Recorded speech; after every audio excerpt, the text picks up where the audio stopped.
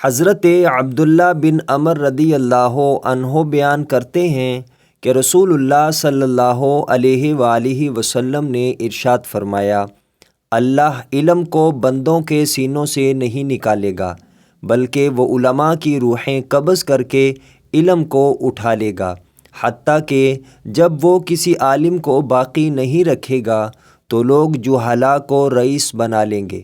جب ان سے مسئلہ دریافت کیا جائے گا تو وہ علم کے بغیر فتویٰ دیں گے، وہ خود بھی گمراہ ہوں گے اور دوسروں کو بھی گمراہ کریں گے۔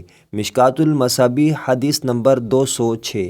حضرت ابن مسعود رضی اللہ عنہ بیان کرتے ہیں کہ رسول اللہ صلی اللہ علیہ وآلہ وسلم نے ارشاد فرمایا، دو قسم کے لوگوں پر رشک کرنا جائز ہے، ایک وہ آدمی جسے اللہ نے مال عطا کیا اور پھر اس کو راہ حق میں اسے خرچ کرنے کی توفیق عطا فرمائی، اور ایک وہ آدمی جسے اللہ نے حکمت عطا کی اور وہ اس کے مطابق فیصلہ کرتا ہے اور اسے دوسروں کو سکھاتا ہے۔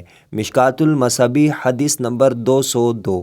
حضرت ابو ہریرہ رضی اللہ عنہ بیان کرتے ہیں کہ رسول اللہ صلی اللہ علیہ وآلہ وسلم نے ارشاد فرمایا، جس شخص سے علم کی کوئی بات پوچھی جائے جسے وہ جانتا ہو اور پھر وہ اسے چھپائے تو روز قیامت اسے آگ کی لگام ڈالی جائے گی۔ مشکوٰۃ المصابیح حدیث نمبر 223۔